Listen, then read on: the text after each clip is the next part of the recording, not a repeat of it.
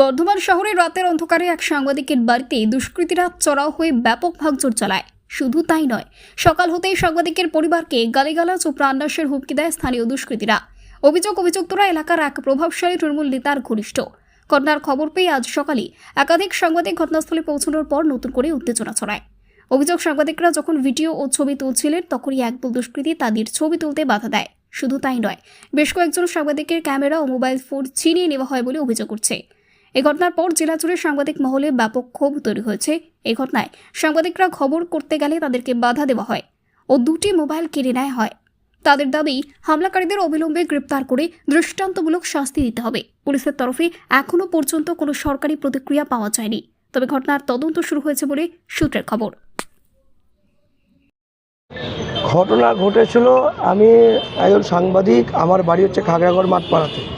আমি দীর্ঘদিন ধরে বিভিন্ন খবর করি সততার সাথে এবং দুর্নীতির মুখোশ খুলি। এরা আমার কাজ, মানুষের তথ্য নিই। কিন্তু ব্যাপারটা হচ্ছে গতকাল রাত্রে কয়েকজন গুন্ডা বাহিনী দুষ্কৃতীরা তারা আমার বাড়িতে হামলা করে। আমি সেই বাড়িতে ছিলাম না বলতে আমাদের যে বাড়িটা বৃষ্টি পড়লে যখন তখন ডুবে যায়, সেই জন্য আমরা অস্থায়ীভাবে একটা বাড়ি বানাতে নিয়েছিলাম, সেই জন্য আমরা বাড়িতে ছিলাম না।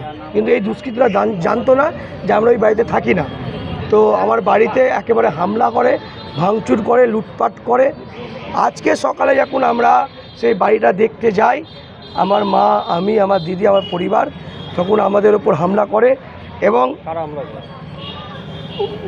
ওখানকার দুষ্কৃতীরা এবং হচ্ছে সাংবাদিক বন্ধুরা। আমি তো নিজে সাংবাদিক বটেই, যে আমার যারা সাংবাদিক বন্ধুরা ছিল তারা যেমন তখন ওদের বক্তব্য লিখতে যায় বা স্পটে পৌঁছায়, সাংবাদিকদের ওপর হামলা করে, তাদের ফোন ভেঙে দেয়, তাদেরকে মারতে যায়। আমার মাকে মেরেছে, মার খেয়েছি আমরা। অভিযোগ করেছেন? হ্যাঁ, বর্ধমান থানায় আমি লিখিতভাবে অভিযোগ করেছি। প্রশাসনের কাছে আমি আশা করছি, প্রশাসন আশা করি এই ব্যাপারে দৃষ্টি আকর্ষণ করবেন। কি চাইছেন?